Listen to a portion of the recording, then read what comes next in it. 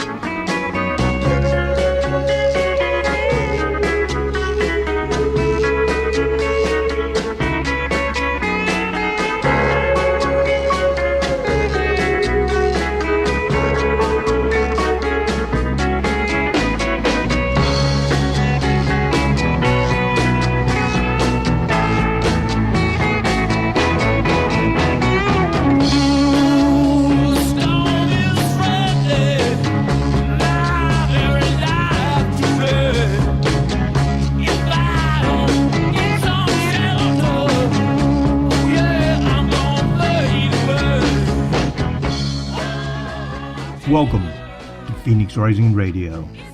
Now is the time to lift your mind higher. Now is the time to rise above. I am your host, Phoenix, and welcome to tonight's broadcast.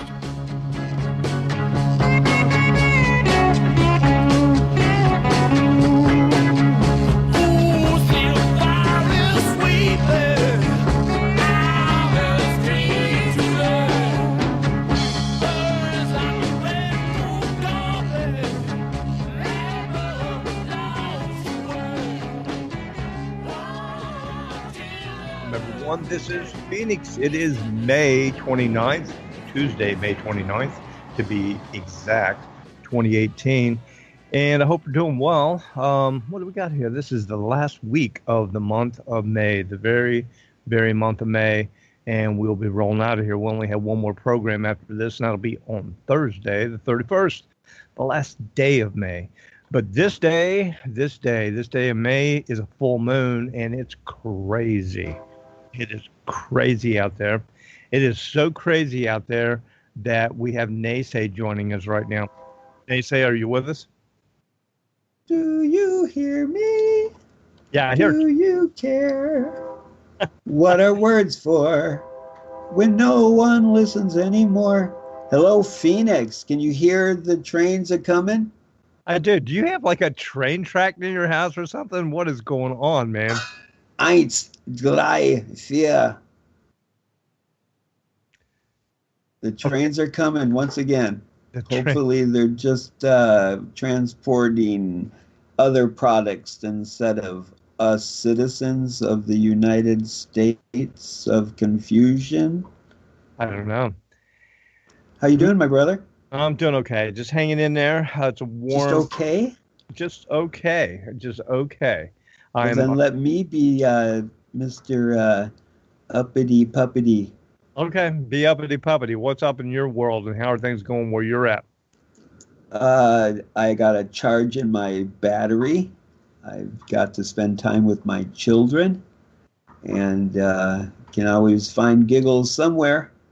So I get that pineal gland a squirting that natural DMT. Mm-hmm. So yeah. Life is life, and I'm loving it. Very cool. How you feeling this full moon we got rolling here? Because we do have a full moon right now. It is. It was actually full at 10:20 a.m., about 10:19 a.m. Eastern time, which I think would be like 12:19 for you. You're Central Time, correct? Yes, that is correct.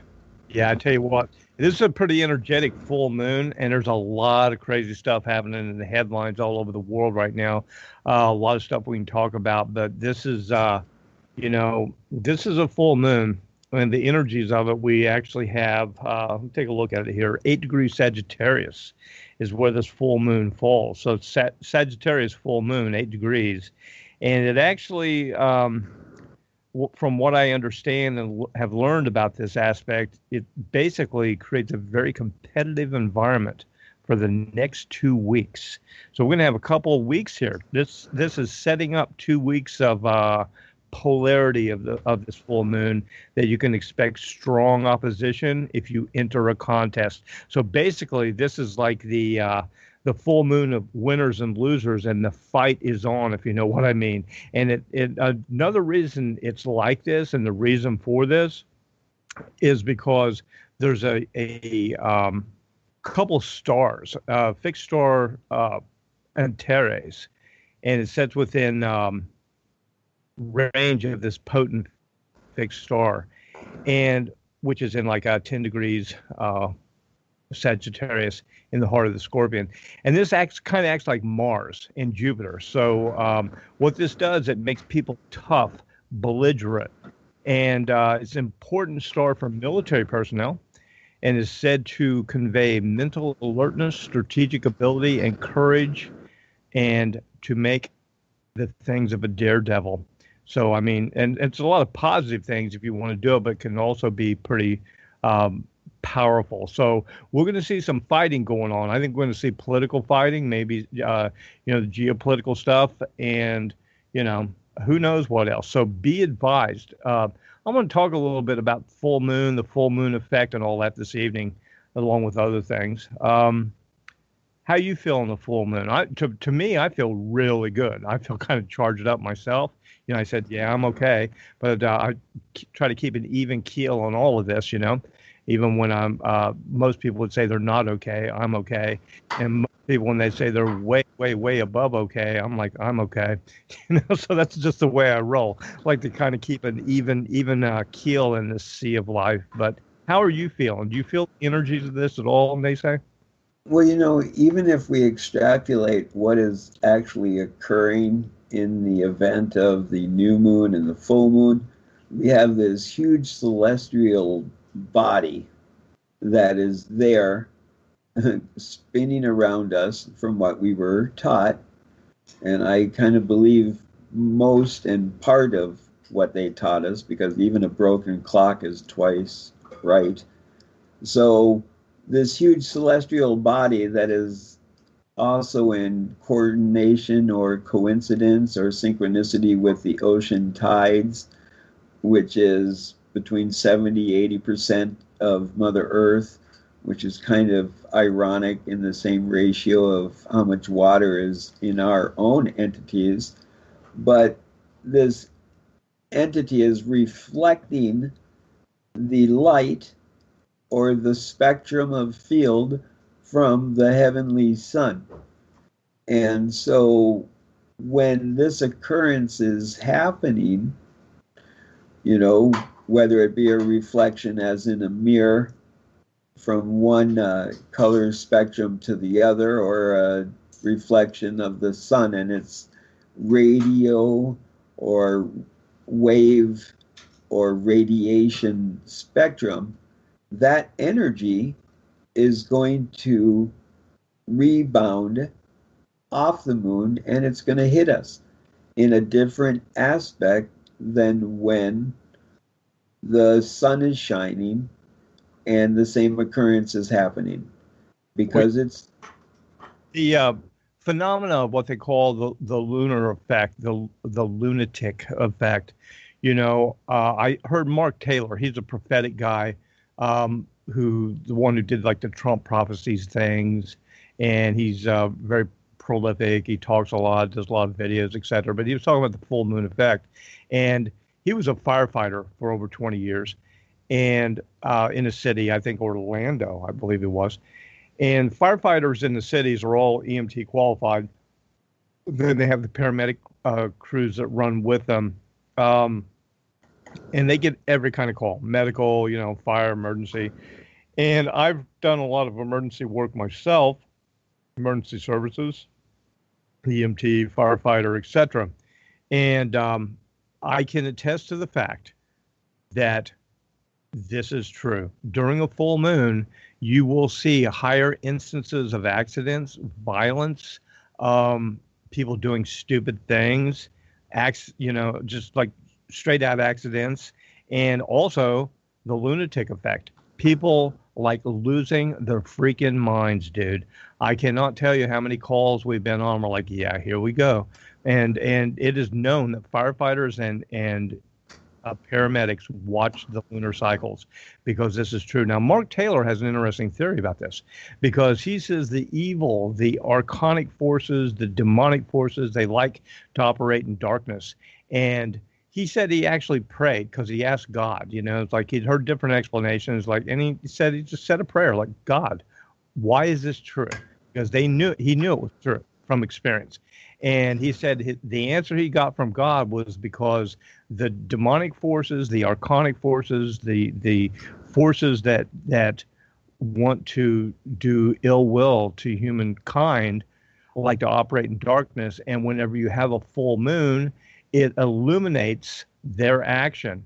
It energetically illuminates their actions in their darkness and exposes them and interrupts their operation in darkness, and they act out, and they will present themselves in a stronger manner. That was his explanation. And I think there may be some truth to that. And I have personally seen, not anything directly close to me, but from afar, I've received some reports of this type of activity already over the past couple nights, and with people personally having effects happening to them, people knowing other people. So it's not just like one or two cases. I myself have heard like 2 or 3 things personally that have happened in the past 24 hours that correlate with the full moon effect. Right, and that's where I was going with that is when these events occur where these energy shifts are occurring, this is when you are given the opportunity to get in sync with these occurrences. This is a wonderful time for getting a blanket and laying it out in your backyard and putting all of your whatever you think are your tools of energy or power to let them take in this direct charge line of sight, with the energy that is occurring. Because as you were stating, the powers that should not be are those that go into the evil of ritual and ceremony in a mockery during the darkest time of the night, which would be on a new moon and in the middle of the night on the longest night there is, which is usually around the winter solstice, but also in the summer solstice, just because we're going on 8-hour, now our evenings are about to go into 8 hours of darkness. And so when the moon is in its fullness and shining during that darkness to these powers of darkness, it's almost like a mockery of doing their rituals in the full moon, because it's like, look, heavenly sun, you're trying to shine light upon our dark doings, but here we are in the darkness doing it anyway. Yeah, and almost like it's a flaunting of it also, like, oh, hi, light, you want to see what we do in the dark? Exactly. And so you really do the lunatic effect. We have a friend, Marty, and his wife. He lives up in Canada. His wife works, we call her Nurse Cratchit, and she works at a psychiatric facility. And she has told us stories like they know. Man, they almost go like on lockdown, because when full moons hit, and some in particular, they're worse than others, they know. They tool up for it. They brace up for it. They make sure they have extra coffee on, because they know it's not going to be a peaceful night. And she said it's like clockwork, literally. So, well, imagine, any time that there is a displacement of energy or fields, electromagnetic radiation, and if we're not aware of the cycle, pattern recognition, then it's very disruptive to our entity. But if we take the moments to realize that we're all here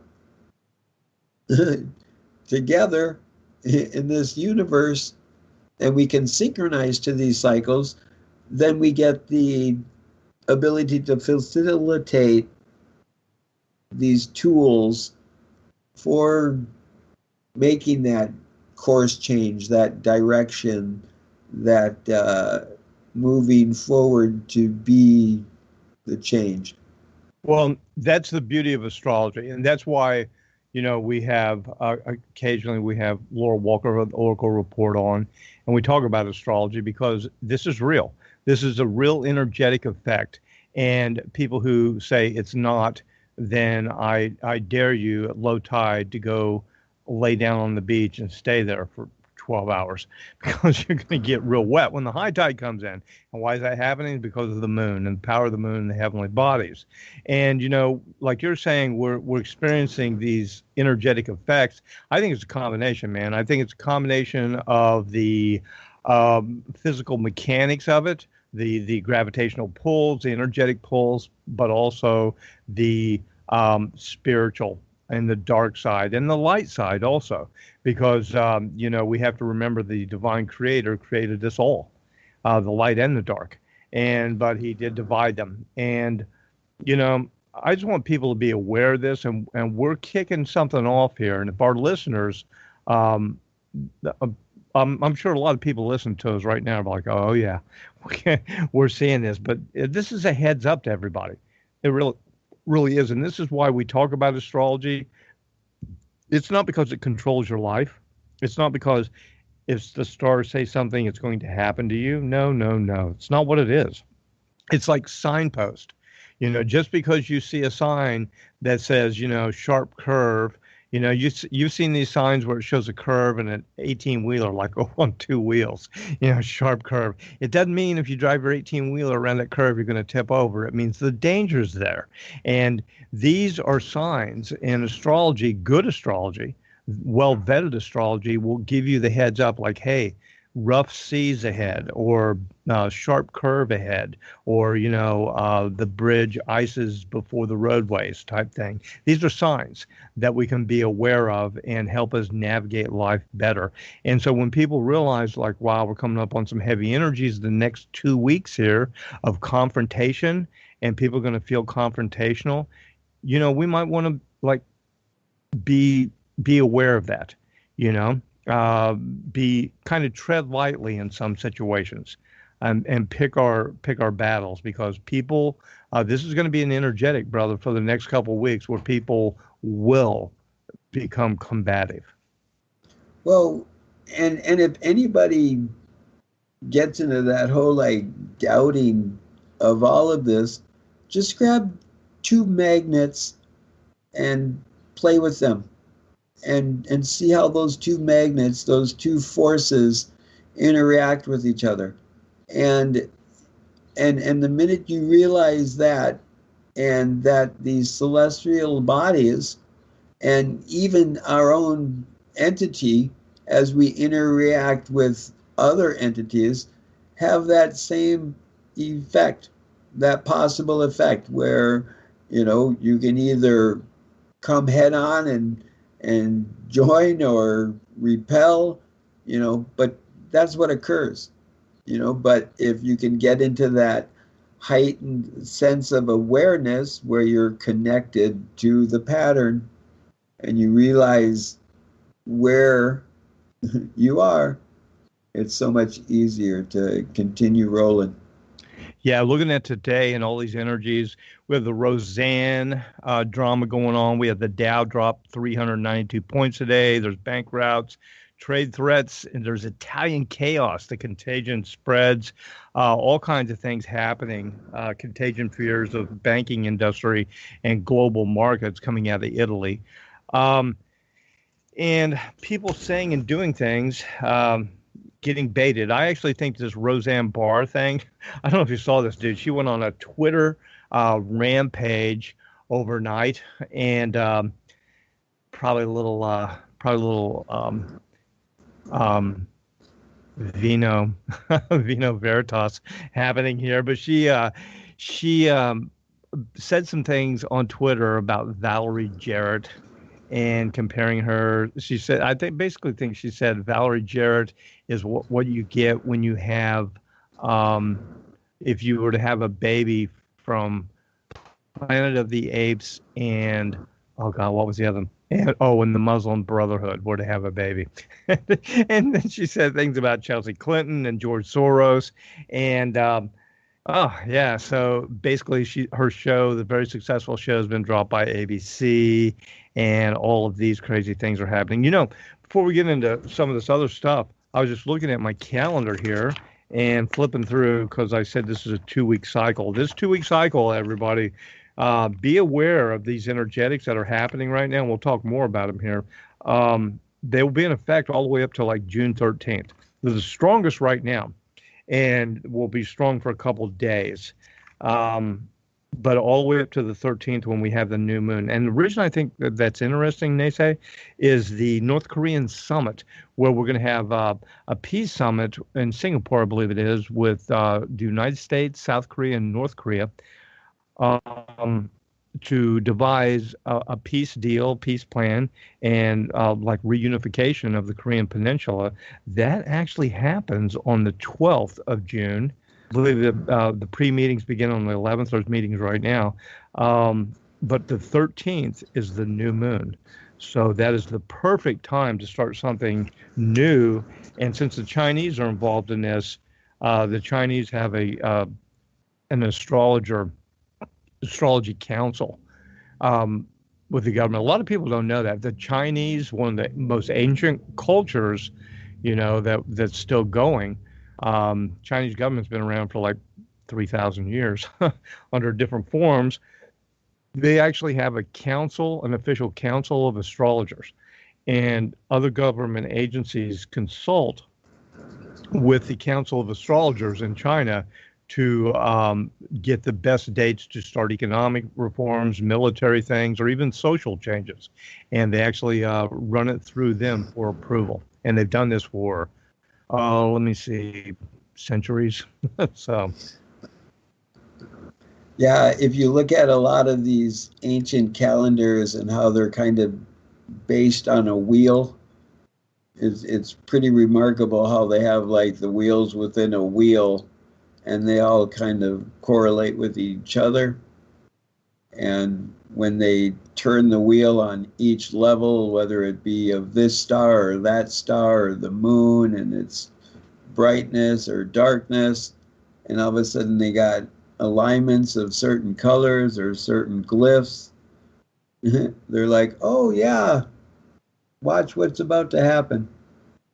Yeah, exactly. And what this is historical replication. These are observations by some very astute people over many, many millennia that have been combined. And some say that also the original knowledge came from elsewhere, that somebody came and said, hey, and taught this stuff.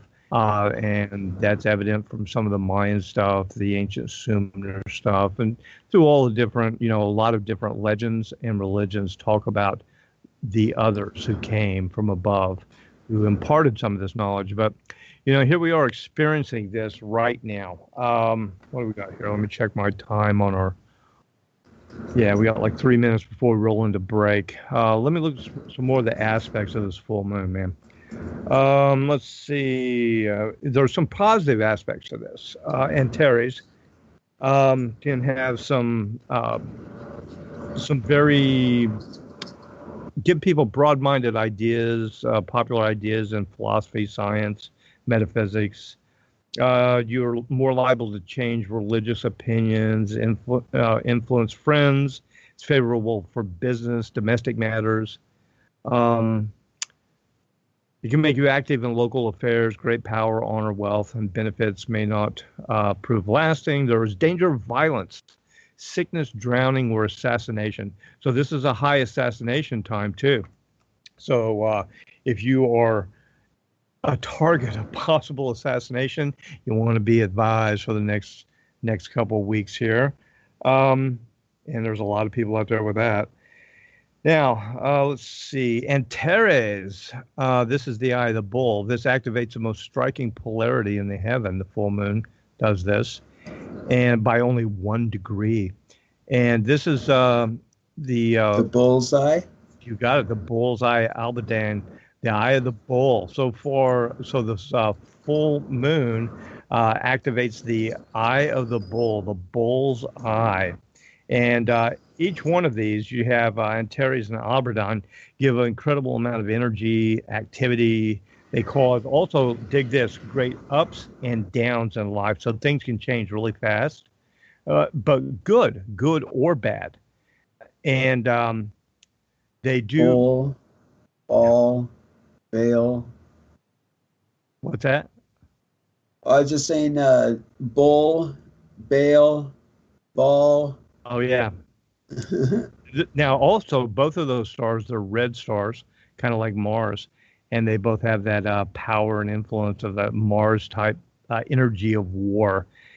And so this also, the activation of these stars also has an important ramification for global politics, which is interesting, again, because I just noted that this summit for North and South Korea and peace happens at the new moon. So now we have pre-meetings happening right now. We actually have members of the North Korean government in New York. They landed in New York today, and there are secret meetings. Well, not so secret. I think they're talking about them that are going on. And again, this was orchestrated and set up by the Chinese. Dude, I'm telling you, I'm looking at the energetics and the stars right now and everything I'm reading. This paints a perfect portrait and evidence that the Chinese astrologers helped set this meeting up. Look at the energetics. Anyway, don't go away, everybody. We'll be right back after this break. More info.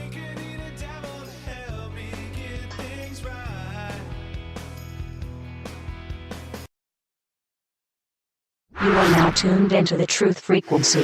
Your protection from deception. TLR. Truth Frequency Radio.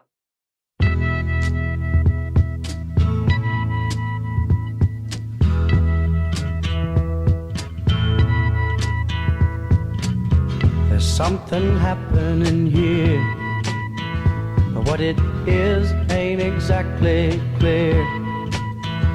There's a man with a gun over there, telling me I got to beware.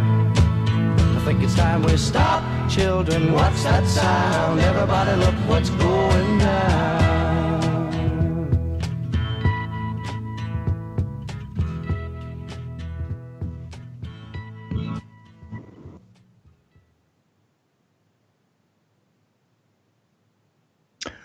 All righty. We are back. Usually NeSe comes in about this time. Don't know. Let me see if I lost him here. Perhaps we have. Am I back? No, you're back. Okay, you missed. Oh my God, that was so beautiful. I was just rambling this beautiful, poetic, just off the. Oh, I'm so devastated now. Oh man. There goes my day. Yeah, there goes your day. Yeah, you're pulling my leg. You were like you ran somewhere to do something and came back and missed your freaking cue is what happened. No, I didn't run anywhere. I can't run at all. Oh, that's right. I'm sorry. That's all right. No, what we were doing is my kids, for today's dinner tip, for a really quick and simple dinner, Yeah. you get bow tie noodles. Right. Okay. And you get a can of lentil soup and 2 cans of lentil vegetable soup. And you take 1 pound of bison, brown up the bison, cook your noodles, throw it all together, add some fresh herbs, chop up some fresh herbs, throw it on top. And we call it bow tie surprise. Bow tie surprise. That sounds good. It is good. Delicious. And we were discussing it because I could smell it as my kids are tiptoeing behind me with bowls of food. And I'm like, save some of that for me. They're going to eat it all, man. Guess what we did yesterday? We actually we did something that, I don't know, we needed some ice packs. And, you know, me being the way I roll, I'm always wondering, how can I do this myself? Is there a way to do this? Because I'm like, Mr. Prep and everything. I actually found a recipe how to make ice packs. It was pretty easy. And Can I guess it? Sure, go ahead. Okay. 2 Ziploc bags. In the first Ziploc bag, you have a combination of water, isopropyl alcohol, and salt. And you put it in the first Ziploc bag, trying to get rid of as much air as you can possibly. Then put it into the second Ziploc bag and getting out as much air as possible. And then you put it in your freezer and you got yourself an ice pack. That is one way to do it, but that is not the way we did it. And the reason I didn't do it that way is because those ice packs that you just described, they are good. They do work, but they will thaw out and become fluid again until you freeze them. We actually came up with one that's like a gel pack. And what it is, you take 3 cups of water, and in that 3 cups of water, you mix in half a cup of salt. And then after that half a cup of salt is mixed in, I did this in a blender. This was trial and error. Found the best way to do it. I put in 3/4 cup of cornstarch, and I put it in quarter cup at a time, and while it was running, so it mixed up and made just like a white slurry. Then you take that white liquid that there's 3 cups of water, half a cup of salt, 3/4 cup of cornstarch, and you put it in a pan on your stove, and you heat it high.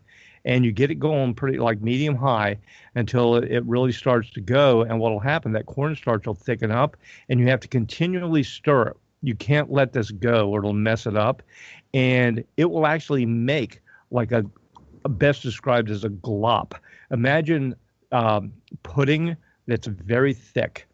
And once it gets to that state, you just take it off the heat and let it cool. And it ends up to be like a gel.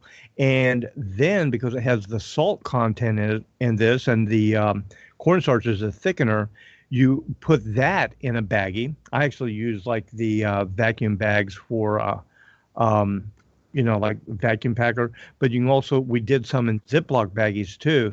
And dude, these things make the greatest, and it only cost $1. I went to the dollar store and bought one thing of salt and one thing of cornstarch, and I could make more, probably like 10 more of these.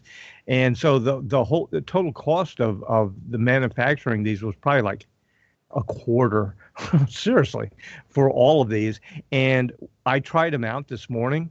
They were great. They're thick, and they don't, even whenever they return to ambient temperature and the coldness has dissipated out of them, they're still solid. But they're flexible. They don't freeze rock hard. Even when you've had them in the freezer all night, they're still pliable.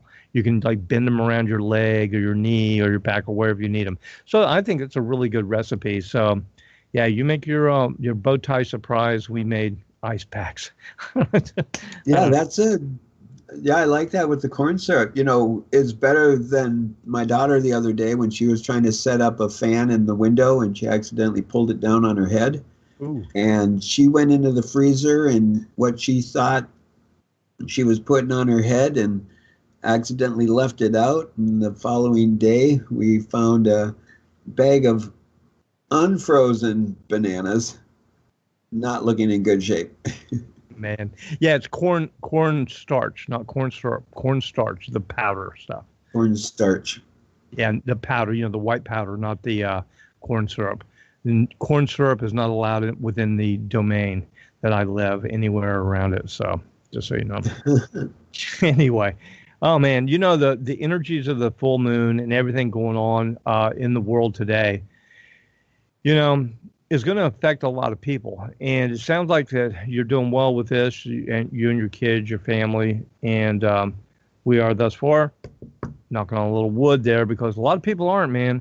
A lot of people are coming under attack energetically. And, I heard that the OIG, the Office of Inspector General report is supposed to come out any minute now. And so this fits in with this whole full moon energetic too.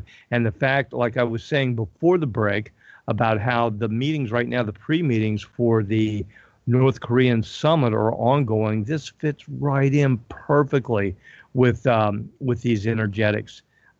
Because this is, again, this involves things that can change political outcomes, and you can have major ramifications for global politics according to these star axes that are being activated. So again, I really think this is evidence of the Chinese being involved in this just because of what they do.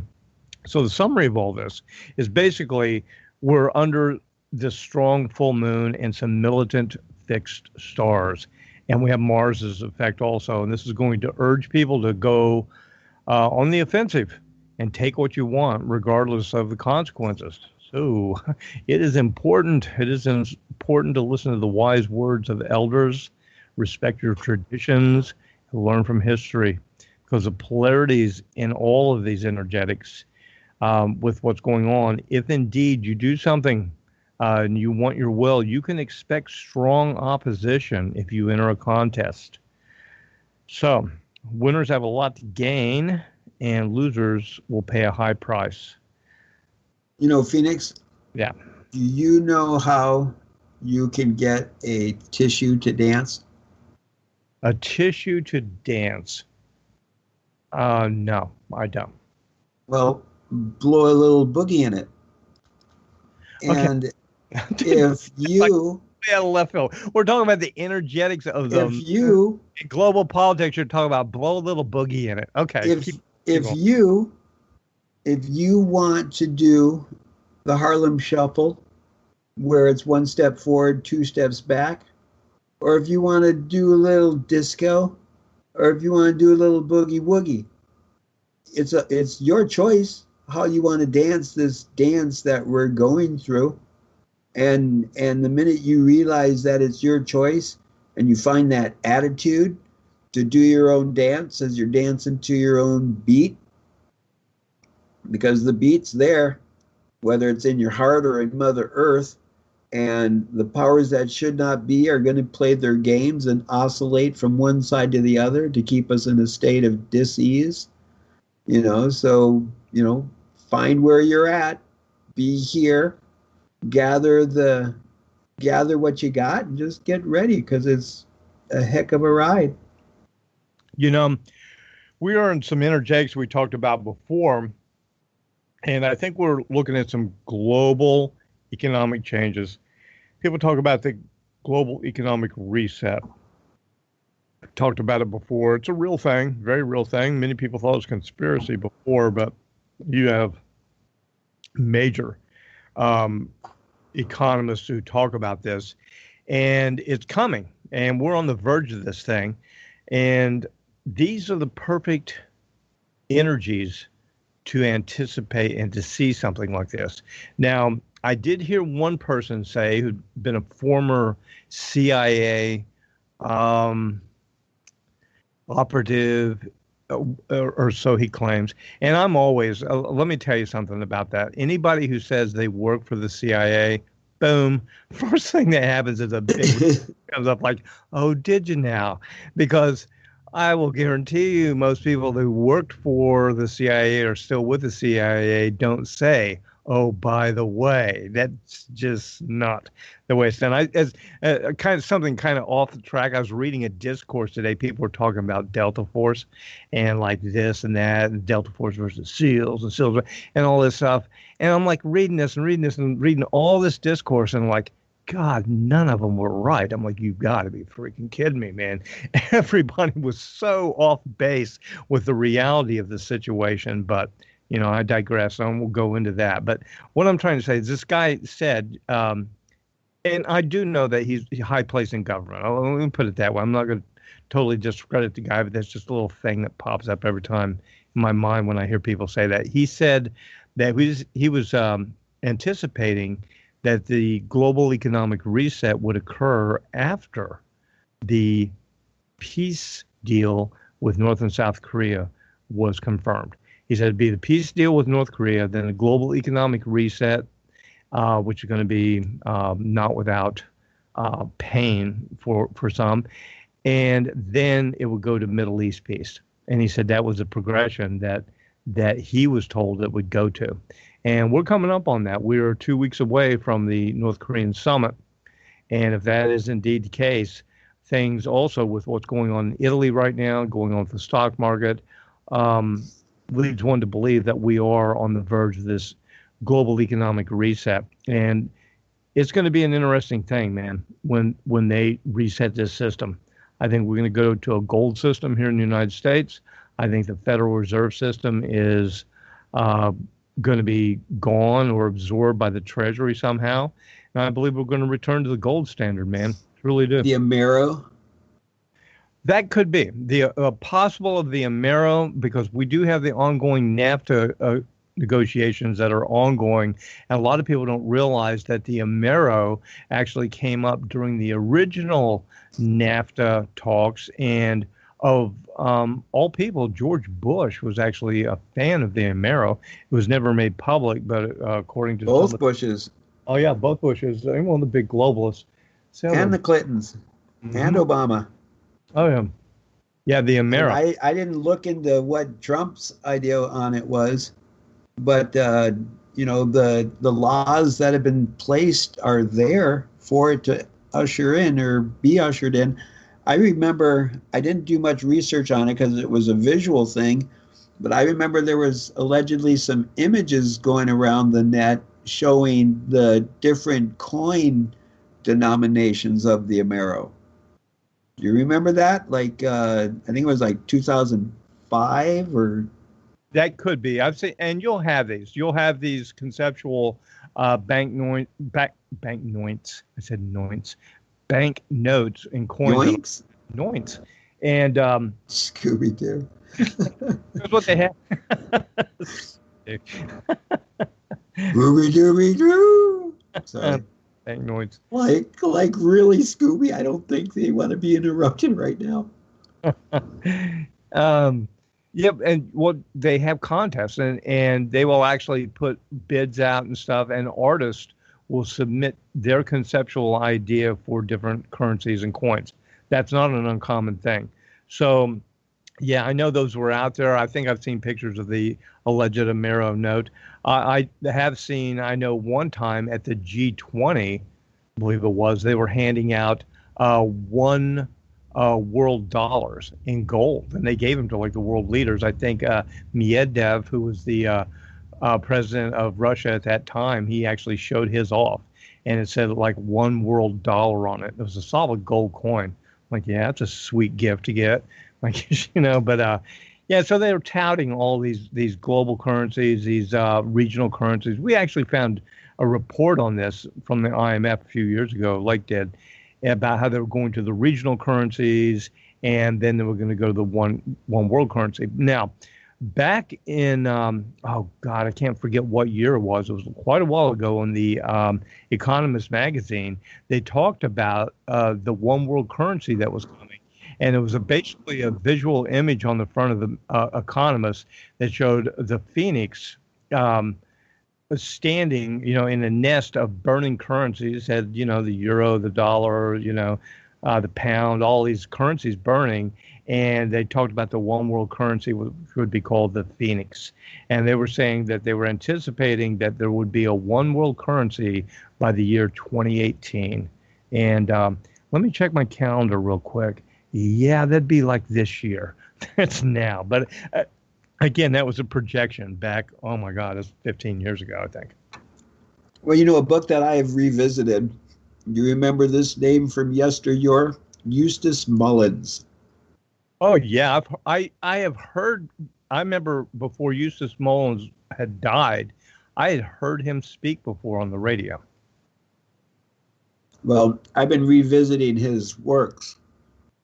In 1997, someone gave me an old VHS tape with 98.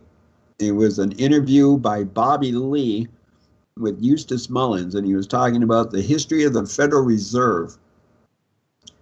And you couldn't find this book for under like $200-300 online. Couldn't find it. Then you'd find out that every time that he got his books printed, the Federal Reserve would buy them up because they didn't want his story to come out. However, the Federal Reserve financially backed 4 other authors to plagiarize his works and come up with their own version of it. The latest one is called something in the vein of like Boogeyman from the Island, or Mr. Hyde in the Jekyll Island, or the Monster and the Island, or from the Island. But his name might be like something like a lion and a bird together, mythical creature. And it might have like a G, like the Masons G, and like King Edward Griffin character. You should see Wikipedia. Check this out. Eustace listen to how they portray this guy. Eustace Clarence Mullins Jr., March 9th, 1923 to February 2nd, 2010. He was an anti-Semitic American writer, propagandist, Holocaust denier, and disciple of the poet Ezra Pound. His best-known book is The Secrets of the Federal Reserve, in which he alleged that a group of shadowy organizations had conspired to write the Federal Reserve Act for its own nefarious purposes, and then induced Congress to enact it into law. Okay, I'm going to stop right there. That's all true. Everything they said is true, and it's been proven to be true. Let me continue on. He says, David Randall called Mullins one of the world's leading conspiracy theorists. Bing, bing, bing. That's clowns in America, CIA, all the way. Conspiracy theorists. Oh, dig this. The Southern Poverty Law Center described him as a one-man organization of... God, man, I tell you what, that is Wikipedia. If you look up Eustace Mullins, man, I tell you what, the media machine and the propaganda machine smears people. Man, if they're telling the truth or putting forward a view that's true, man, they destroy them. That's what's happening with Roseanne Barr right now. I mean, she brought things up about George Soros, and they're trying to say she's anti-Semitic because she's talking about George Soros. The stuff she said about him is all true. I mean, everything she said is true. But just because she pointed it out, almost like, yeah, the king's naked. The king's not wearing clothes. She's like the little boy is saying, you know, the king's naked, you know, and the king's new clothes, old fable. And they're destroying her for it. Anybody who disagrees or doesn't follow their view is a racist, a hater, anti-Semite, or whatever. Oh my God, you just said that latest word that just makes me cringe now. Hater. Just because now on social media, if you disagree with somebody's opinion, they come back with the label, stop hating on me. Or you're just being a hater. And it's like, we're going to go to that extreme because somebody is just disagreeing with what you're saying. They hate you, really. And then they talk about hate speech. Yeah, you've heard me talk about this story because I was shocked because I saw it. Now, there were a lot of things that happened during the Trump rallies, and he's having one tonight, by the way, which is going to be kind of interesting because of this full moon. We'll see what happens there. But, you know, whenever he was going around, you know, Hillary Clinton would show up at a place, she'd have 200 people, 300. If she had a big crowd, she'd have like 600 people. Trump would go place, it'd be like 20,000 people. Go to another place, there'd be 30,000 people. Go to another place that's smaller, 15,000 people with 20,000 people outside. So there was a lot of popularity. But the media was painting it in such a way, and then they had the Antifa groups and all of these groups that were tasked to go after the people. And the violence that happened, throwing eggs at women, spitting on people, and attacking people, didn't get covered on the mainstream media, but there were a lot of videos on social media where people caught this stuff. And one of them that I'm still shocked about was this poor elderly man. I mean, and I say poor because what happened to him, he walks out of a Trump rally not knowing what's going on. He's being filmed. He walks out. He looks. He's totally surrounded by people. They start screaming at him. He's wearing one of the red, Make America Great hats. The guy bolts because he knows. He's like, uh-oh. And people start screaming and spitting at him. He takes off running. They catch him. And a group of people, young men and women, catch this guy, get him onto the ground, and a guy starts pummeling him in the face over and over while he's on the ground trying to protect himself. And the guy who's hitting the man is screaming, "Stop the hate, stop the hate, stop the hate," as he's punching him in the face over and over. Dude, it was like Orwell. It was like so Orwellian. It was like a science fiction movie. I couldn't believe I was watching it. Stop the hate, screaming. And this man did nothing. But that's democracy right there, Phoenix. That's democracy in its finest, where mob rules, where all of a sudden the mob point out the boogeyman. Who's the boogeyman at this moment? Because we don't want to look in the mirror.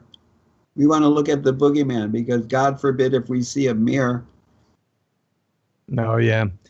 Well, I'll tell you what, the effects, this is one of the things I was talking to my wife about this today.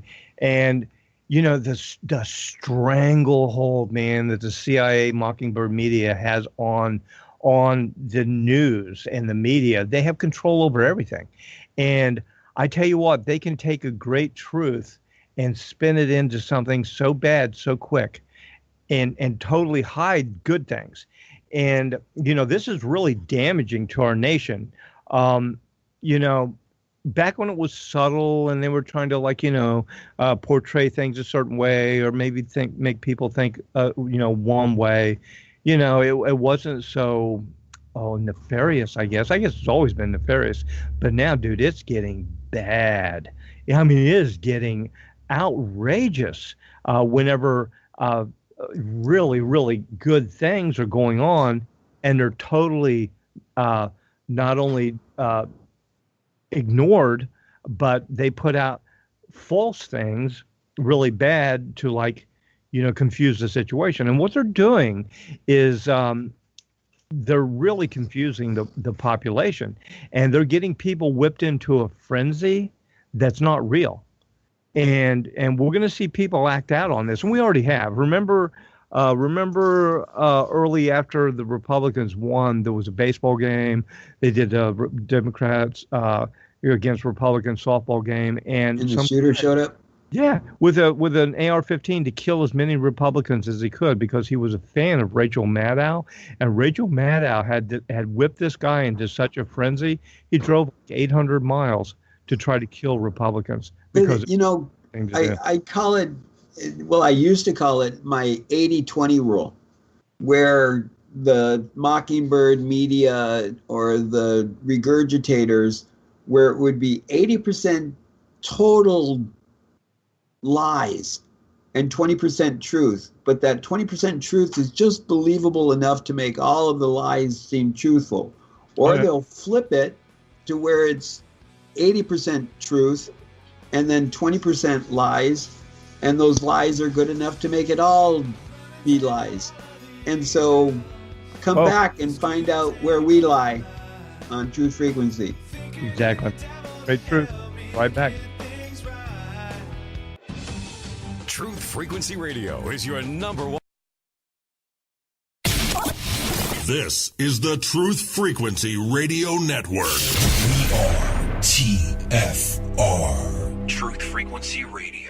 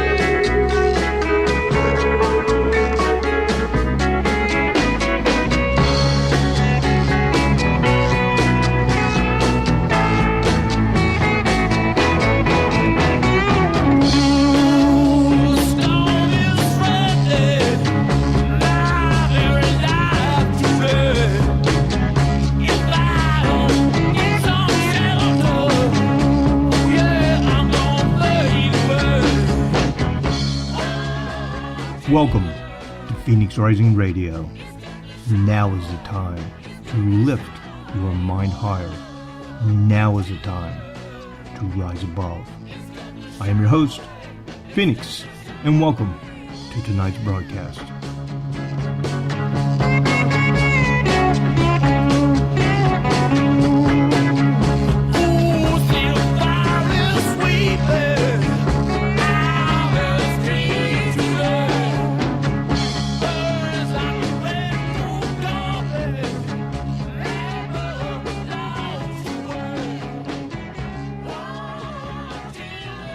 Right here this evening on TFR, Truth Frequency Radio, where truth is premier. Tonight we're talking about some great truths. Are you feeling the full moon? Are you feeling the energetic of the full moon as it is pulling on you, or illuminating things that were hidden? Are you finding out things about situations, about yourself, about governments, about people that you didn't know? It's a light being shined in the darkness. If you're feeling all this, hang in there, because it's going to go for a couple more weeks. And, NeSe, one thing we haven't touched upon, we talked about this the other day. This is an ongoing situation in Hawaii. Oh, Hawaii. I don't want to say Hawaii, because the last time I said Hawaii, like, she's like, it's Hawaii. I'm like, yeah, I know. Anyway, it has been known that earthquakes and volcanic activity is sometimes triggered by the moon's cycles. And it's not always right at the full moon, but it's been noted that it's usually after, Okay, I just got a note from it's Hawaii. Hawaii. You there, NeSe? NeSe, are you with us? Oh man, I lost him again. Where'd he go? Seems to be there. AEIOU. Dude, are you eating bison surprise again? Yes, I am. I am. And then I'm playing with the mute and the new Skype. Oh my God, Skype. Don't get me going. The new update on the Skype. They move everything just a little bit to the left. And when you're blind, that's a lot of it. Oh man, I can't imagine. I have such a hard time, and I can see. I can't imagine trying to navigate blind. Oh my God. But yeah, my friends in Hawaii, I still have two friends that are pretty much right there in the fray of it. Most of the other friends have since been gone, but some people are having property damage, and it is what it was. And unfortunately, because of Mother Earth and electromagnetic field manipulation, whether it be on purpose or just part of the pattern, it occurs. And the moon definitely affects it because, the moon being closer, when it's a supermoon, that means something is pulling it a little extra along with our, for lack of a better term, gravitational pull. It has the rifts where the volcanic activity, I wish you could see this stuff because descriptions do it no justice. There was a video out, I think it was just last night or so, some guy, his house, they were filming, he went in, they were in the area that's affected, and the volcanic activity, the lava was about to get to their house, and they went back in to get a few more things. And he actually was recording from his second bedroom, windows and balconies. This, the most apocalyptic thing you'd ever seen, is at night, the eruptions were going off at the different fissures in the background, up 200-300 feet in the air. He was wearing a white Tyvek suit, I guess, to help with the heat, had a mask and everything in case he needed it, but the winds were correct, so he didn't need it. And lava was literally at the foundation of his house. And I believe he filmed it after he got out. They were almost totally surrounded, only one side to escape. They actually stayed until their house engulfed in flames and burned to the ground. Now they're saying there's a geothermal plant that's right there in that area, and it has been compromised by lava. Wait, are you telling me that some human being said, hey, let's build a geothermal plant on an active volcano island? You got it. And they had multiple wells right there on the side of known volcanic activity in that exact area. And I forget how many wells that they have, but the problem with geothermal wells and what they do to drill down to get to this heat, they use pentene, which is a very flammable and explosive liquid, as part of the process. And I believe they had like 80,000 gallons there or something. Now they're saying that that's all been removed. Some people say it has been removed. Some people say it hasn't been removed. Now the wells themselves, they filled them with water and capped them. And they're like telling everybody, don't worry, everything's fixed.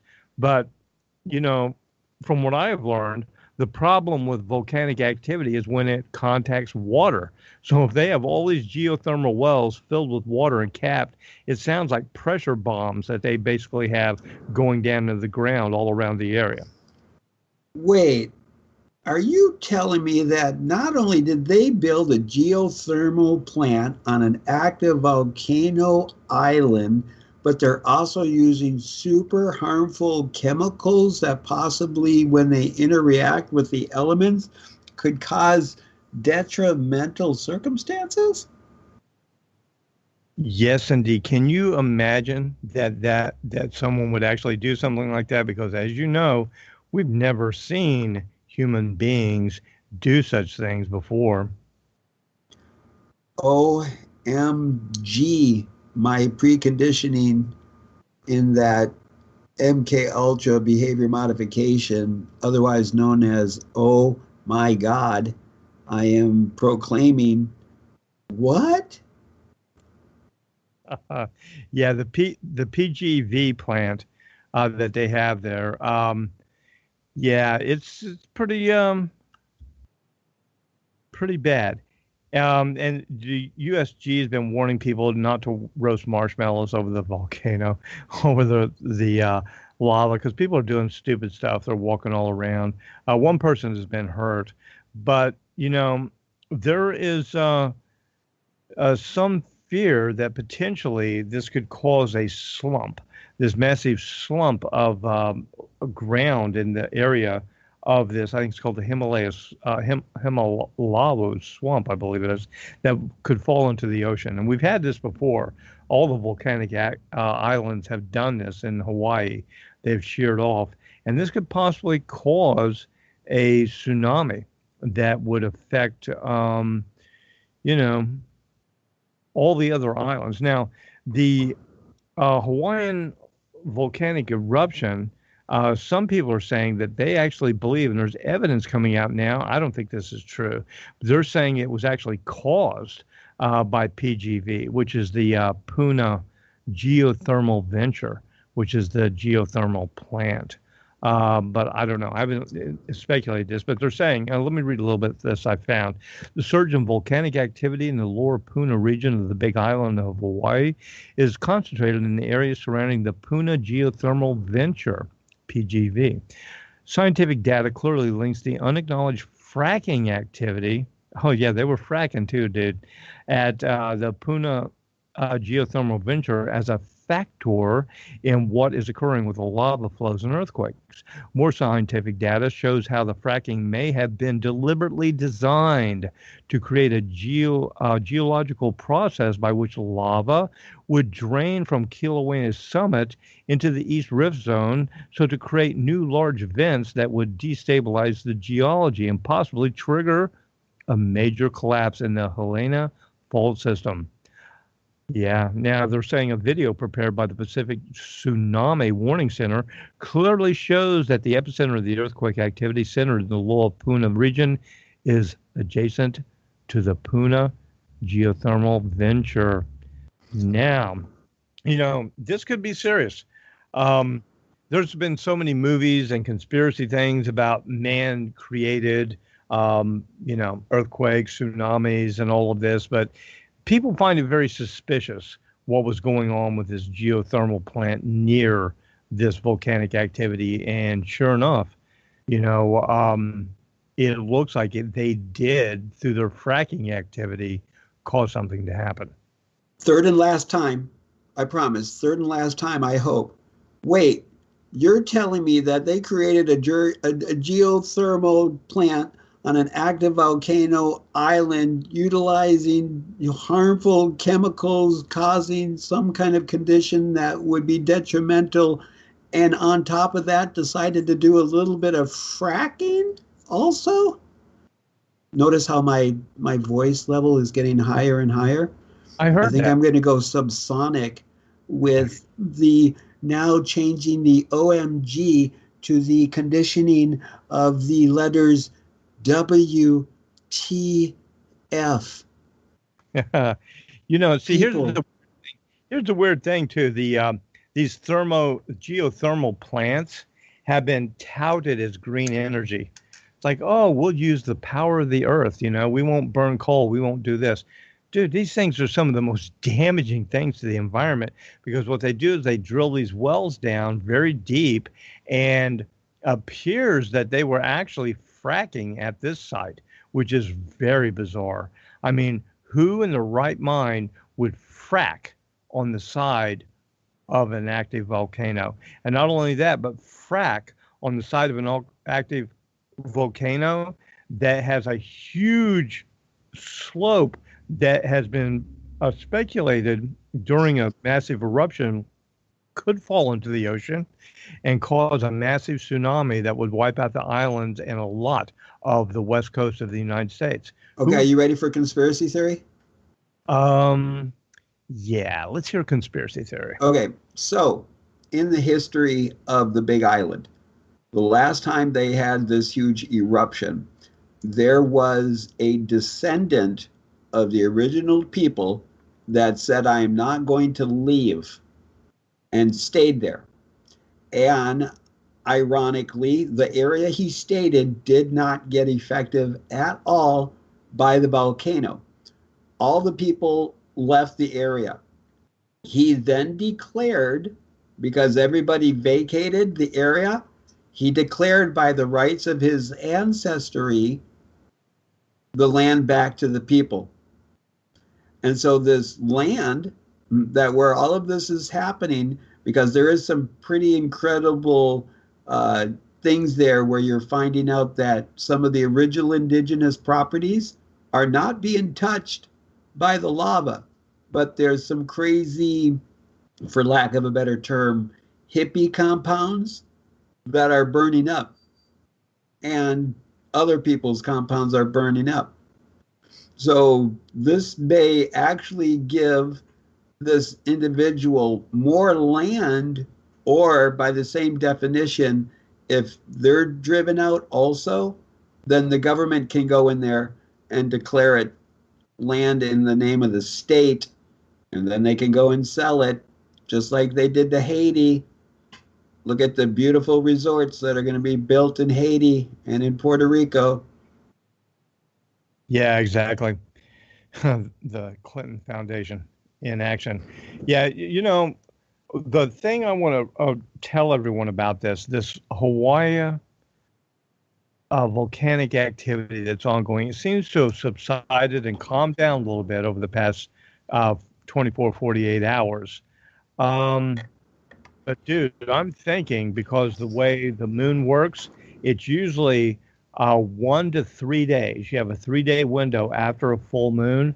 Do not be surprised, everyone, if by the end of this week, by Friday, June 1st, or into Saturday, sometime between now and then, and I'm thinking after, because again, it's after the full phase and the moon starts pulling away from the earth. That's usually when you see these effects.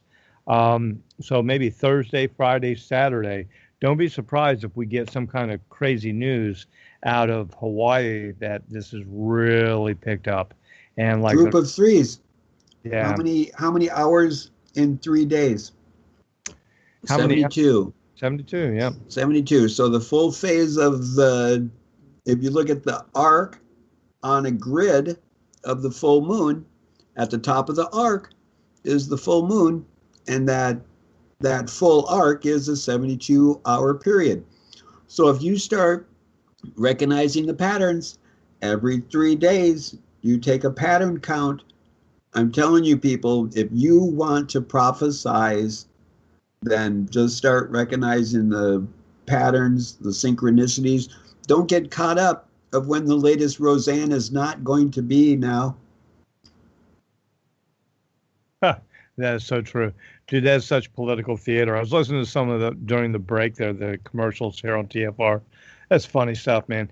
Not to get off the seriousness of the situation in Hawaii, just a heads up to everybody about that. Because when I say everybody, I mean even the West Coast of the United States, because you'd have a few hours warning before that we get there, and all the Hawaiian Islands. But this whole thing of what they're doing to Roseanne, it shows how the control of the media, because my God, the things that have been said, and I touched upon this before, about, the opposing side to this narrative, if you will. I mean, truly threats of violence. My goodness, the president's young son, Barron Trump, is 10 years old. He was publicly just like, they said horrible things about him. Like he had retardation. He was, he was autistic or whatever, which none of it's true. And they were like talking about him being physically harmed. The president's wife. The point I'm getting at is there's such an imbalance in all this because of the control factor they have there. But then again, like NeSe says, don't get caught up into all of that, into the energetics of all of that, because they're trying. We have the archonic and demonic forces under the light of this full moon fighting. And again, remember, the big story of tonight's show is heads up for the next 2 weeks. Heads up for the next 2 weeks. You may feel like scrapping. You may feel good. You may feel clarity. But maybe not. Maybe you feel off. Maybe you feel depressed. Maybe you feel attacked. Because I know people too, dude. I don't know if you know any friends, but I have a couple friends who are just like going through hell right now. And it's a really difficult time for them because of these energies. Well, if you're going through hell, don't stop. Because if you stop, then you're going to find yourself right there in hell. So, when you're falling, turn it into a dive. Those are lyrics from Wookiefoot there. But they're great lyrics because this is the challenge that we all go through, is when the situation arises, when the challenge is there, we take the assessment and then we plot out our course, or we make direction, and we hunker down and bunker in and go for it. And what's the other choice? Doing nothing. And when you do nothing, nothing gets done. So it's our choice, and we all have the strength right there within us to do these things. Because if you like right near you, if you got a pencil or something and then you reach out and you pick up that pencil, you've already proven to yourself you can do something. Such a meaningless task properly, possibly. You grab that pencil and you write down that next idea, that next dream, that next hope, and you put it in fruition. Make a plan. You never plan to fail, you only fail to plan. Mm-hmm. So true. Just looking at everything, I'm looking at the most recent stuff in Hawaii, trying to get caught up on it. Okay, so far, they're saying 224 homes have been taken by lava, not including other structures. When they say structures, they're talking about garages, businesses, things like that. So, but 224 homes total. An interesting thing about this, a lot of these people whose homes were destroyed, they only left like an hour before their homes burned down, and they thought possibly they were going back home, and home is no longer there. Well, yeah, some of the people that I know, they were trying to hold on till the last moment, which makes sense, but the area where I live, they call it the Red River Valley. And when the original settlers came here, the Native Americans, they're like, hey, don't build so close to the river because every now and then it floods. And those silly settlers were like, what do you know? And sure enough, they built the city by the river, and every so many years it floods. So it happens every now and then. Mm-hmm. What is that? Excrement happens? You got, the thing about it is the Hawaiian Islands, right, they're all volcanoes. The entire thing is a volcano. The chain of Hawaiian Islands were undersea volcanic vents that erupted to the point that they actually rose from the sea. So to live there is to live in a danger zone, flat out. So, I mean, if you bought property, well, yeah, it's people who live there, the Hawaiians. But if you bought and invested property in Hawaii, God bless you. Maybe you've done really well. Many people have for many decades, but I will guarantee you it is not long lasting because that island will take its land back. Guaranteed. You do not have to tell me, because while I was in the Navy for roughly 3 years, 8 months, and 23 days, that being in the ocean and witnessing the ocean and the magnificent power that it has, you can see why I'm in the middle of the continent in Minnesota and not on the coastal lines or on an island, as beautiful it is as it is. Oh yeah. Oh, there's a lot of Navy people that retire and go to the mountains. That is a known fact. Like, aren't you going to live on the shore? Nope, no, thank you. I've seen enough of that. And they actually moved to the mountains. What was I just seeing? Something along that. Oh, there was a U.S. aircraft carrier that was stalked for days by a UFO traveling at ballistic missile speed. His was came out through some of the government things were reported over in the UK, actually. So the U.S. aircraft carrier was stalked for days by a UFO traveling at ballistic missile speed, which could hover above the sea for 6 days. And this was leaked by a Pentagon report. It says unclassified 2009 Pentagon report on a Navy encounter with UFO leaked that F-18s encountered the strange object off the coast of Mexico in November 2004. And said previously released video shows the object flying at incredible speeds. New reports suggest that it may have been docking with an underwater craft.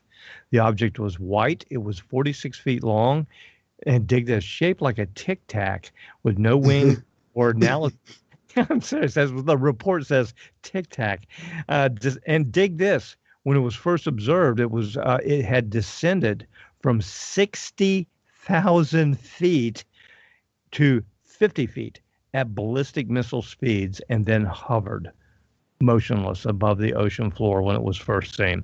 And this is the one that, there was some video that was out recently from this report, but this is from the newly released report. And there's some actual video that goes along with this. And this reminds me, I knew a guy that, and there's a pilot who's talked about this, about what's seen. But I actually knew a friend of mine, and he's no longer with us. He's deceased. He was on an aircraft carrier. And he told me that one of his friends who worked in the radio room, they started doing some weird stuff. They're like all going to general quarters. And as you know, an aircraft carrier group, you have a lot of other ships with you. And they were down the Bermuda Triangle area, and weird stuff started happening. Like the ship, like they had to go to quarters, and then they would change direction, and then they'd feel the ship change direction again, and then they would stop, and it was like really odd. He said it went on for like 5 or 6 days, and then just things resumed to normal duty, and they didn't know what the heck was going on. And he ran into a friend of his who worked on the ship in the radio room, and the guy was like shaking. And he goes, man, and he goes, you can't believe what happened. And he told him, my friend George, what happened, because they were close friends.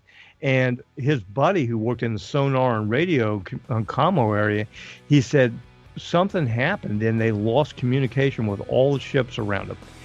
And it's like they went into a cloud. Anyway, I'll tell the rest of the story on the other side when you hear what's happening. Anyway, don't go away with your life.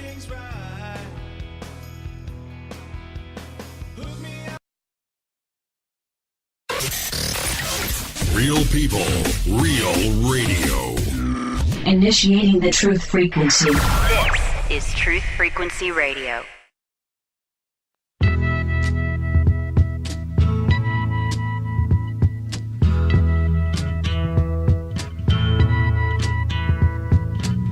There's something happening here, but what it is ain't exactly clear. There's a man with a gun over there, telling me I got to beware. I think it's time we stop, children. What's that sound? Everybody look what's going down.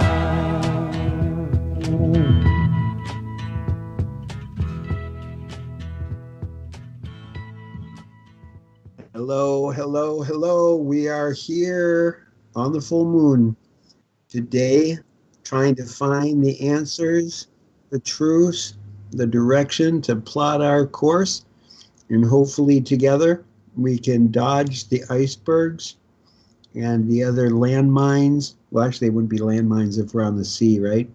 So on the open sea, the ocean mines. I guess they would just be called regular mines. Yeah. So avoid the mines of destruction. But hey, Phoenix. Oh no, finish your naval story. Then I got a question for you. Oh, well. Okay, back to the story. My friend George, and he's an excellent guitarist, by the way. Anyway, he was on the aircraft carrier. They had this multiple day event where they were at different times going to quarters. They were restricted. They kept changing direction. Flights off the deck were disrupted. It was just a disruption in their normal activity. And it wasn't due to hostile activity in the world. It was a pretty peaceful time at the time. He didn't know what was happening, and there was no explanation. After it was over, they all just went to normal duties, and it was like it never happened. They didn't know. Well, he was talking to his friend who was in the radio sonar room, communications room, sometime after the event, that time period, and he was like shaking. The guy told him that they were cruising along through an area of the Caribbean, and they went into a mist, like a mist cloud, and they couldn't see any of the ships next to them in the naval group. They lost all visual contact, and when they lost all visual contact, they lost all radio contact. And their compasses went weird and everything, like classic, what would you call Bermuda Triangle activity? And we're talking a major, nuclear aircraft carrier. And he said then they regained communication. They came out of the mist, but they noticed something, and there was something underneath them on the ocean floor, and it was moving. And he said it was something really big, at least 1,000 feet around, and this thing was like on the bottom of the ocean and moving near the bottom, and they started to track it. So the aircraft carrier group was actually trying to track this thing because it was moving.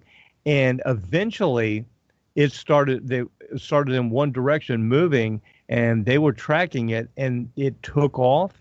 He said this thing took off at like hundreds of miles an hour under the ocean, and then it would come back, like classic UFO activity, but not in the air, underneath them on the bottom of the ocean. He said everybody was like, the commanders and everybody were absolutely flipped out. And it turned into like this national security event. They had to, like, go through these security debriefing things and all this. And he, by military law, should not have even have told my friend. My friend's dead now, so my friend's okay with this, I'm sure. And this is many years ago, but it was such a classified event, they were not even supposed to speak to it of other people. And that's why nobody on the ships knew what was going on. They thought it was like some kind of wacky exercise going on. And after it was over, it was like, well, it's over. Because as soon as they realized it was an anomalous event going on, they basically kept everybody in quarters, and kept it quiet. But he experienced that, and he told me his friend was like, he was never the same again. He said it was really weird. I cannot confirm nor deny that, being a radio man myself, and we have our regular radio men duties and everything. And yes, I am going to stick to not laughing over the word duties, but we have an even more secretive or a higher security clearance that we used to call outboard. And the guys in outboard, they were like, another nickname we called them were spooks, because they were like in the dark, like spooky. And they have made comments of transmissions that they would send under super security lines that would talk about things on radar and stuff that are unidentified in the ocean and in the skies in the ocean while you're out to sea. So, yeah, that's with critical thinking. Millions and millions of stars, millions and millions of solar systems, millions and millions of planets, the odds, the ratio. Now, the biggest question is, why would they have any kind of interest in us? We must be an incredible food source, since we've been marinating ourselves in all of those additives and preservatives. So maybe Nibiru is just coming back to make a pit stop at their universal 7-Eleven, also known as Earth. Yeah, maybe so. Here's the thing. I think we're going to see more and more of this. This is like, this is not something new. This is historically, you can go back, you can look in the ship's records and logs from, 600 AD, and ship captains and crews report things like this. They have been seen, they're out there, but with the advent of radar and technology, sonar, and all the things that we have, they can get a little more technical and advanced with this, have aircraft actually engage these things. So, I've seen things like this myself. My own experiences with what one would call unidentified flying objects. And to me, it doesn't scare me. It excites me. I think it's really cool. It really terrifies a lot of people. I don't think it's anything to be terrified until we know to be terrified of it. And we could be. We were just thinking the other day, seeing that before you lost your sight. Oh, yes, one of my favorite. Well, you're talking about the old black and white, or you're talking about the reboot? The reboot. Tax. Yes.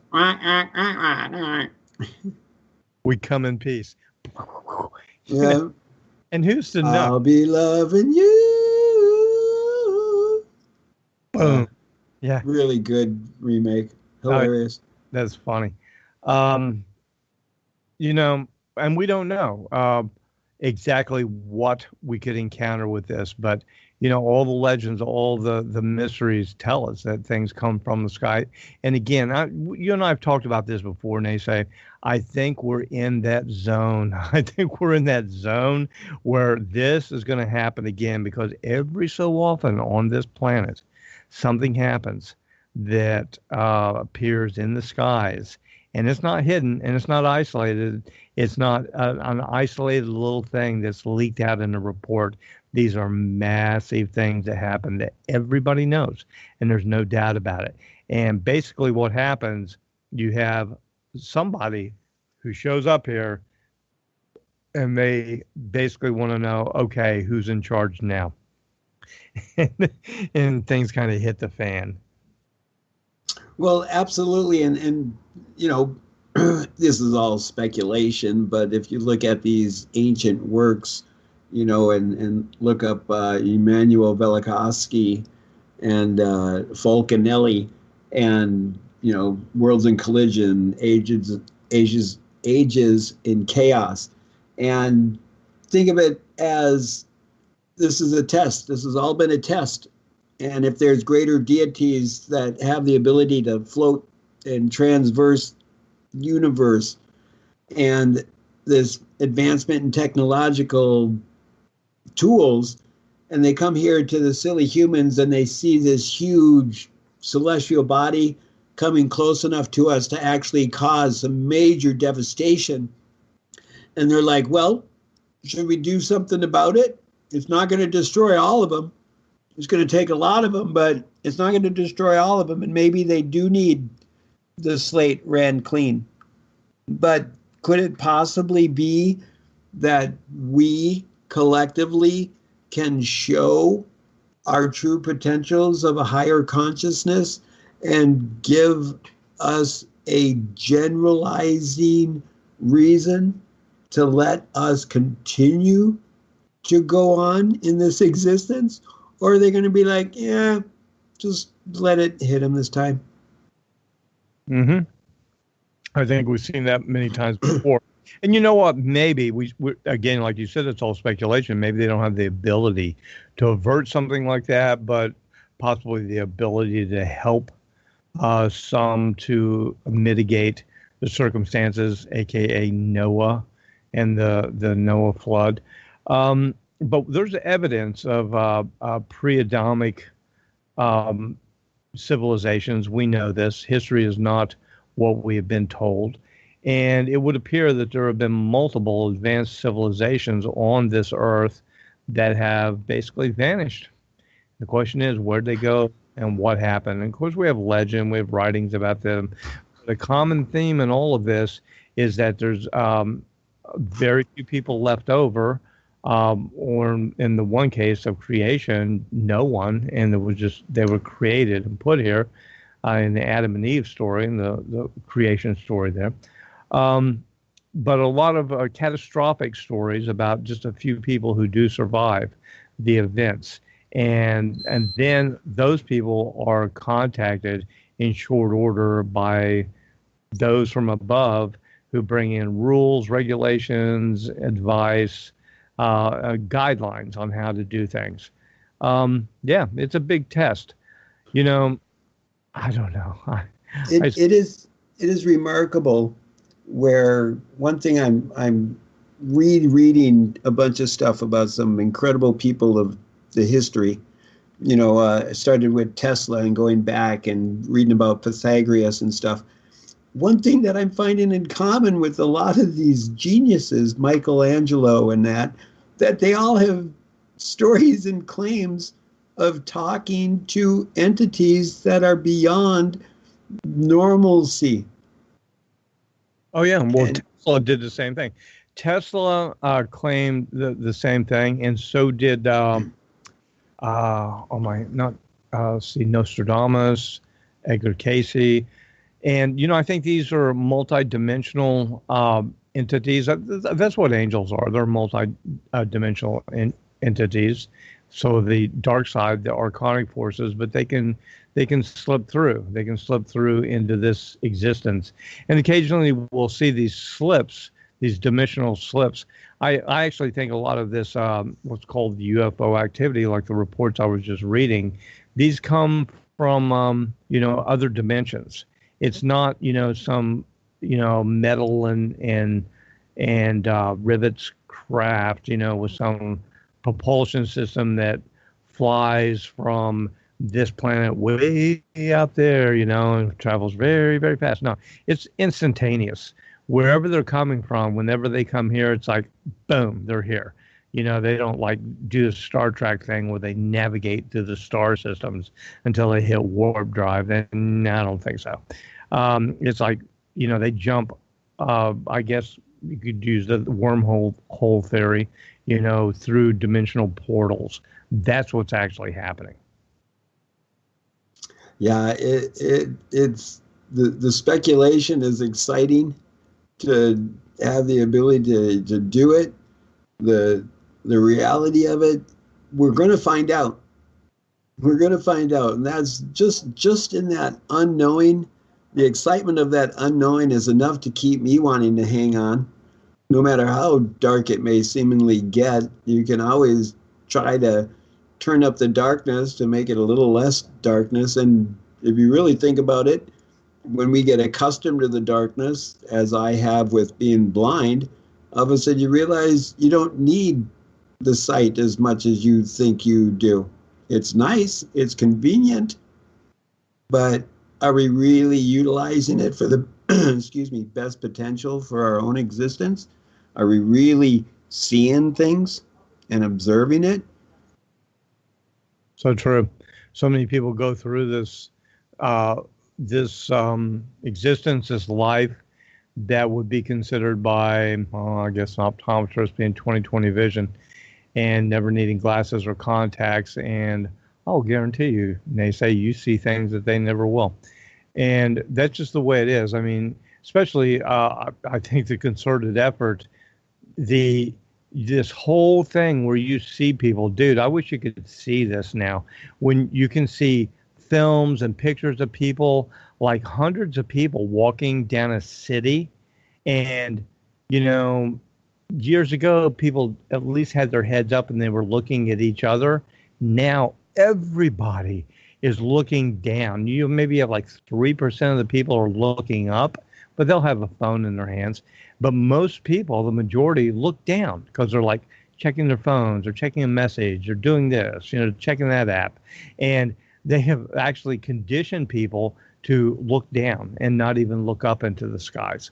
I don't know. Just look at the implications on the spine and sitting straight up, where when you sit up straight and your spine is extended straight, then you have your eye of your temple. They're up at your temple. You have your temple up in the sky where it should be, to where it's supposed to be, because your spine is divine and created for it to be up. And once you keep your head up, then you tune in to that frequency when you're standing up straight. But when you're all bent up and when you got the antenna all askewed, you're not dialing in, you're not tuning in, and then you got that little electromagnetic device where they're, are you really witnessing any creation, or is it all regurgitation, where somebody's posting somebody else's post and posting somebody else's post and regurgitating this, that, and the other thing? And how healthy is that? It's great when you're a mama bird and you're feeding your baby birds, but what are you regurgitating and feeding others? Mockingbird. That's what came Mockingbird, the Mockingbird Project. It's what a thing. Not only do they mock what they hear, but birds feed regurgitation to their young. Ooh, okay. Well, the takeaway tonight, we've got a few minutes left before we go to the end of the program. It's about this full moon. We got crazy stuff happening all over the world. Be aware, everybody, for the next 2 weeks. It's a good time to strike out on your battles, but be aware of what you're doing and know what you're doing, because there will be opposition. And there's going to be winners and there's going to be losers. We've entered a very combative time energetically that'll last for the next 2 weeks. This is good for geopolitical changes like the North Korean, South Korean, U.S. talks, which will come to a climax in 2 weeks here at the next new moon, which again, let me check my calendar. Okay, June 13th at 3:43 p.m. Eastern time, if anyone wonders. And when is the next full moon there, Phoenix? The next full moon, wait a minute, let me calendar here. Next full moon would be on the 28th of June, and that'd be 12:53 p.m. Eastern time.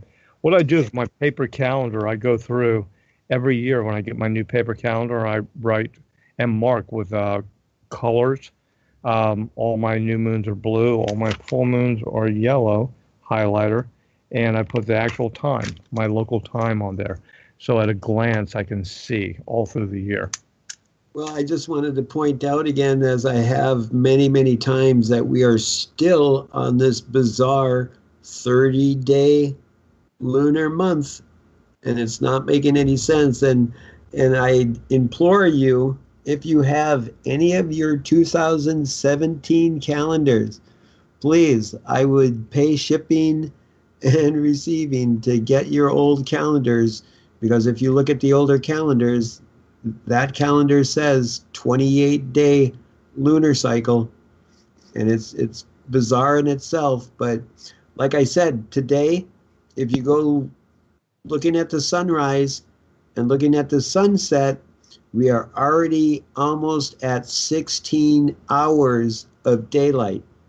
And this usually doesn't occur until the second week of June, when we're that close to the summer solstice. And my guess is in the next 4 days, we might be actually already in the summer solstice according to the position of the sun and the earth. Interesting observation. I do know the days are getting longer, that's for sure. Things are changing. I think we're going to see, this is going to be another big effect. We're looking at major economic changes coming with global economic reset. We're going to see some geopolitical changes, some big political changes here in the U.S. And battles. So I wouldn't be surprised to see some major earth changes also. Major things. We were talking about earlier the Chinese and how long they've done astrology. There are reports in China of where the sun used to rise in the west and is set in the east. They actually mark whenever it changed, how it changed. It was like 2 sunsets or 2 sunrises one time, and then it all changed, and it happened where the sun rose in the east and sat in the west. And I think the Indians actually mark that also. So we have gone through times where we have some major changes, and we could be seeing that, man. You're talking about, a couple minutes here and a couple of minutes there on the moon. Dude, everything could be reset and changed. Well, that's the beauty of all of it. At some point, the order or the regular pattern or the cycle will be disruptive. It's a given. It's not a matter of how, it's a matter of when is it going to happen. Yeah. And that's just the way it is. And that's why it's so pertinent to get into the mindset of recognizing the pattern. And so if we keep our noses out of our phones and look for the patterns and recognize the patterns, then it's so much easier for us to prepare for what's to come than to all of a sudden to be caught with your pants down or your nose in a book or your nose in your phone. Who knows? Knowledge, wisdom. Yeah, for sure. You know what? And these changes happened so long ago, they weren't documented. They didn't know they were coming. So, the precursors, we really don't know. But again, this isn't speculation. What you and I are talking about right now is not speculation about major changes like this. This is documented historically, and also geologically. You can find records of this, that these major changes have happened in our solar system in the past and multiple times, which means, they will happen again. So this isn't conspiracy theory or, speculation. This is fact. The only question is, like NeSe said, is when. When will we experience something like this? So, something to keep in mind. I mean, you don't constantly walk around thinking, oh my God, major cataclysm today, but it could happen. It could happen. Anyway, got like 3 minutes, man. What do you want to say before we roll out of here? Well, don't ever roll in a state of fear. always try to roll in a state of love, because within love, without fear, is when you're able to look within yourself and find the answers to all of your questions, because we're all here together in the universe, because we can't have a universe without you and I. So thank you, Phoenix, for allowing me to be here with all of you, and thank you all for giving me the opportunity to Babylon and Babylon, because I'm just saying, in an insane world, Ape Gish Bima Ziwe Win. Miigwech. All right. Thank you, brother. Enjoy your buffalo surprise tonight. Well, you've probably eaten it all up during the breaks. You probably couldn't even wait. But anyway, I hope you have a good evening with your girls and everything. Everyone else, just be advised that these energetics that are happening with the full moon right now, they're going to be really strong for the next 2, 3, 4 days, but they last for 2 weeks. Be advised of this, and just know that way you kind of brace yourself for all of this and what's happening. And I think we're going to see some big changes in the world, geopolitically, economically. I know we are, but the battle is on, and this is a spiritual battle. It's an energetic battle, and choose your side and stand and be prepared, because this is going to be a fight, and that fight starts, I think, right now with this full moon, and will continue on.